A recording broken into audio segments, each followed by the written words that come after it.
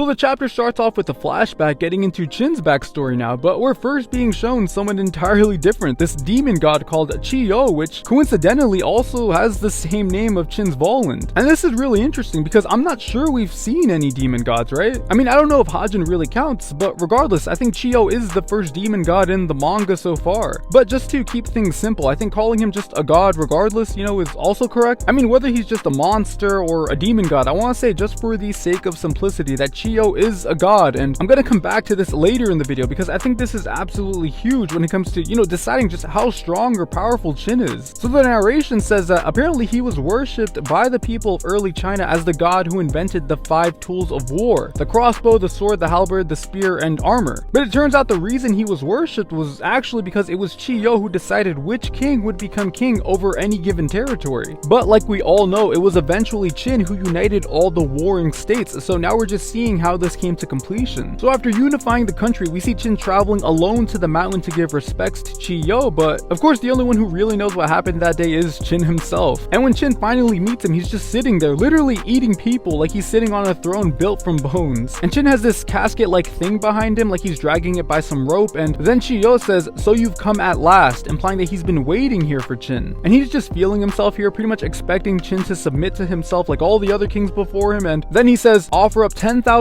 of your people and kneel before me, and I shall allow you to rule as emperor, king among kings." And suddenly Qin starts to talk and tells him he's already prepared a sacrifice, and then just throws a body out from the casket he had behind him to Qi-yo. But after biting on it and realizing it was just made of clay, he just crushes it in his fist out of anger, and then Qin says, "The soil of Qin is most delicious, eat to your heart's fill." But then he tries to intimidate Qin again, telling him without his acceptance that he'll never be able to rule China. But then Qin says to him, "I disapprove. Your face, your voice, your attitude. Before I kneel to one as hideous as you, I would choose death." And I know this isn't technically relevant, but I couldn't help but remember that scene from Poseidon's backstory when we see him fight Adamus. Because like we find out later by Hades, there's actually a lot of similarities between Qin and Poseidon, and if you compare the story of Qin versus Qi-yo and Poseidon versus Adamus, it's like two sides of the same coin here. And part of the reason why round 3 is still my favorite fight was always because of the dialogue between Kojiro and Poseidon. The way they both compare humility and royalty was always just as interesting as the fight itself to me, so seeing Qin versus Qi-yo feels so nostalgic towards that. And then after Qin straight up calls him out, Qin takes a battle stance and says, "Bold of you to call yourself a king, you man-eating beast. All the kings before me were not kings. I'll defeat you and become the king where it all began." And apparently it says their fight lasted for 6 whole days until finally Qin defeats Qi-yo. And then ultimately China is finally united. And so far, even though it took him 6 days, I think this is the best feat we have for any human fighter without a Voland, right? Because besides him, I don't think anyone can compare in power to defeating a god without a Voland. I mean, maybe Lubu Sky Eater, but that really only scales Lubu's strength. So in terms of straight up overall power, I think Qin has to be at the top of the list. There's just no way I can see him going second best or lower. And this honestly changes everything, because not only is Hades fighting the first and only human we've seen so far in the tournament to fight a god already and win, but he's potentially fighting the most powerful fighter to show up yet from humanity. So definitely one of my favorite backstories so far. So then we get back to the fight, and Hades is still in the wall after taking the counter from Qin. And then when Gol asks Brunhild what exactly happened, she says, "The techniques which Qin mastered in the midst of his battle with Qi-yo, the ultimate martial art derived from 5 different fighting styles which he named Qi-yo." And then we cut back to Ares, and he's noticing this is exactly what happened to him back when him and Qin first met. But what's really weird about all this is that when Qin had done that to Ares, he wasn't equipped with his Voland at the time, and it appeared like it was just his claws on his fingers that enabled Qin to flip Ares. And for a while, I had guessed his Voland was the claws, but now that we know he didn't perform Voland until he entered the arena, I'm just lost as to how Qin actually did it. Like, did he use his Voland to counter Hades, or is it the same technique that Ares is mentioning here? Because I wanted to say it was his Voland in his armor form that allowed him to tank the blow and then deflect it, but if it was just his claws and he did it exactly like he did against Ares, then there's probably something we just don't know yet. And I really like this line from Hermes here when he says, "That's easy to say, but I don't know of any human, no, any god even, who could pull off such a feat against Hades." And as we see Hades get back to his feet, Qin says, "Still willing to fight, Lord of the Netherworld?" Then Hades says, "Tell me one thing, what in your eyes makes a king?" And then Qin says, "One who never doubts, never yields, never relies, and always stands as the leader of his people." And after hearing this, Hades just bursts out laughing here. Even Qin ends up joining, and you can see everyone in the arena is just confused by by this? And then Hades says, you remind me of someone I know all too well, the god most worthy of title of king, my younger brother Poseidon, king of the seas. And then he says, and I swear by his name as his elder brother, I shan't give in to a mere king of men. So then we see Hades move his hand up the bite and take this very weird stance and straight up just swing downwards on Chin, calling it Smasher of Earth Persephone Titan. And right before it could land, Chin goes into armor form again and tanks the blow head on. And he's actually able to take it, but then Hades just overwhelms him here when he takes a step forward and another hand on his bite it, making the force now just even more intense on Chin. And for a moment, it even looks like he's about to deflect it, but again, Hades is just so insanely strong. He puts his whole body weight into it and just flies into the air, yelling, I am king of the netherworld, Hades, until finally Hades overwhelms him enough that Chin just stops resisting, and you can see Hades just buried him into the ground. And as he's getting up, Hades says, still willing to fight, king of men. And then as Chin starts taking off his eye band here, he says, not to worry, and then suddenly we all see the Chinese emperor start to bow as he's taking it off. And finally, without his eye band, he looks at Hades and says, now then, shall we continue, king of the netherworld? So very interesting chapter. We see Chin go from calling him lord of the netherworld to king. I'm not sure how important that is, but yeah, another amazing chapter. I can't wait for next month. I think we might be getting 2 chapters next month, but thank you so much for watching, guys. Let me know how you all feel about it in the comments. If you agreed or disagreed with anything I had to say, feel free to let me know. And if you liked the video, please leave a like. I'd greatly appreciate it. And if you're interested in more Record of Ragnarok content, then make sure you subscribe. I'll be doing more here on the channel for sure. And yeah, again, thank you so much for watching, guys. Have a great day.